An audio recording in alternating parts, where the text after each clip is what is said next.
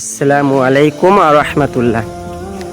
ধরুন কোনো একদিন আপনি যাত্রা করার জন্য বা ভ্রমণ করার জন্য প্ল্যাটফর্মে এলেন।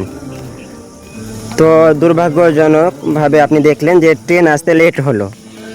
এর জন্য প্ল্যাটফর্মে আপনি বসে আছেন এবং যেই প্ল্যাটফর্মে আপনি বিশ্রামগারে বসে আছেন, রেস্ট রুমে বসে আছেন, সেখানে ধুলা এইরকমভাবে মানে অগোছালো হয়ে রয়েছে ঘরটা বা রুমটা। ফ্যানটা হয়তো বা খারাপ রয়েছে। তো আপনি সেখানে কি করলেন, সেই ফ্যানটা খুললেন। খোলার পরে আপনি যেহেতু নিজেই একজন মেকানিক, এর জন্য ফ্যানটা মেরামত করলেন, রিপেয়ারিং করলেন এবং সেই রেস্টরুমটা সুন্দরভাবে পরিষ্কার পরিচ্ছন্ন করলেন। দিয়ে আধ ঘন্টা হতে না হতে ট্রেন চলে আসলো। অর্থাৎ আপনি সেই প্ল্যাটফর্মে এসে সেই রুমটিকে পরিষ্কার পরিচ্ছন্ন করে আধ ঘন্টা রেস্ট করতে না করতেই হঠাৎ করে ট্রেন চলে আসলো। এরই পরে আপনি যে কারণে প্ল্যাটফর্মে এসেছিলেন, অর্থাৎ ট্রেন ধরার জন্য, আপনার ডেস্টিনেশন আছে সেখানে যাওয়ার জন্য আপনি চলে গেলেন। তাহলে এখান থেকে আমরা কি বুঝতে পারলাম? আল্লাহ সুবহানাহু ওয়া তাআলা আমাদের পৃথিবীতে পাঠিয়েছেন।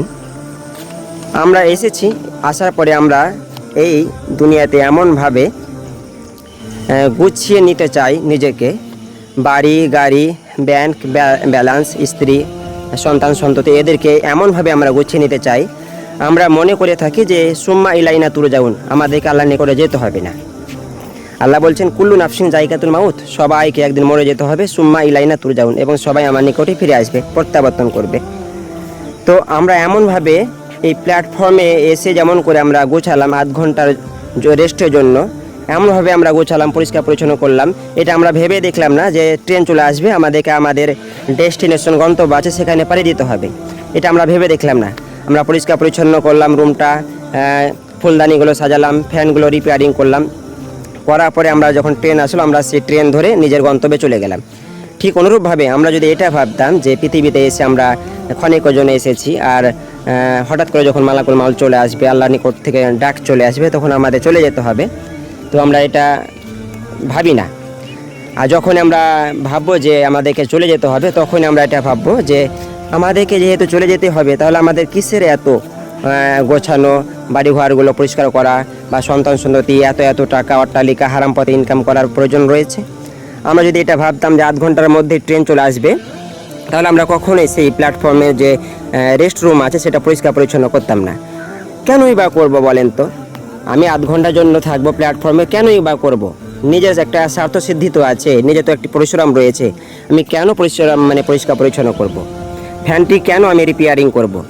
আমি তো এটা জানি যে আধ ঘন্টা পরেই আমাদের ট্রেন চলে আসবে, আমাদেরকে সে আমাদের গন্তব্যস্থলে পাড়ি দিতে হবে। তাহলে কি এটা বোকামি নয়? হ্যাঁ, আমরা এই বোকামিটুকুই করছি। অর্থাৎ আমরা দুনিয়াতে এসে এমনভাবে নিজেকে গুছিয়ে নিতে চাই, মানিয়ে নিতে চাই, মনে হচ্ছে আমি আর কখনো পৃথিবী থেকে যাব না, মরবো না, অমর মনে করি আমরা নিজেকে। অথচ আল্লাহ বলছেন সবাইকে মরতে হবে। এমনকি রাসূল সাল্লাল্লাহু আলাইহি সাল্লামকেও তিনি ছাড় দেননি। আল্লাহ বলছেন ইন্নাকা মাইয়িতু ওয়া ইন্নাহুম মাইয়িতুন, সূরা জুমারে 30 নম্বর আয়াতে আল্লাহ বলছে, হে রাসূল তোমারও মরণ হবে এবং তাদেরও মরণ হবে।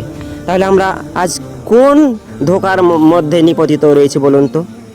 আল্লাহ বলছেন ইয়া আইয়ুহাল্লাযীনা আমানু, আল্লাহ বলছেন যে ইয়া আইয়ুহাল ইনসানু মা গাররাকা বিরাব্বিকাল কারীম, হে মানুষ জাতি, তোমাদেরকে কোন জিনিস মহান রব সম্পর্কে ধোকায় নিপতিত করলো? কোন জিনিস তোমাদেরকে মহান রব সম্পর্কে ধোকায় ফেললো? আমরা আজ প্রতারণার শিকার। আমরা দুনিয়ার চাকচিক্যে, দুনিয়ার লোভ লালসায় মোহে আচ্ছন্ন হয়ে গিয়ে যে আমরা আমাদের পরিকৃত বিষয় বা টপিক থেকে, আমরা গুরুত্বপূর্ণ বিষয় থেকে বেরিয়ে আসছি। আল্লাহ বলছেন অমাল হায়াতু দুনিয়া ইল্লা মাতাউল গুরুর, দুনিয়া জীবন ধোকার সামগ্রী ছাড়া আর কিছুই নাই।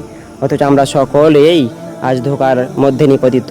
তাই আসুন আমরা সকলেই যেন এরকমভাবে প্ল্যাটফর্মে এসে একটু ভাবার চেষ্টা করি যে আমাদের কি করতে হবে না। ইনশাআল্লাহ। আসসালামু আলাইকুম রহমতুল্লাহ।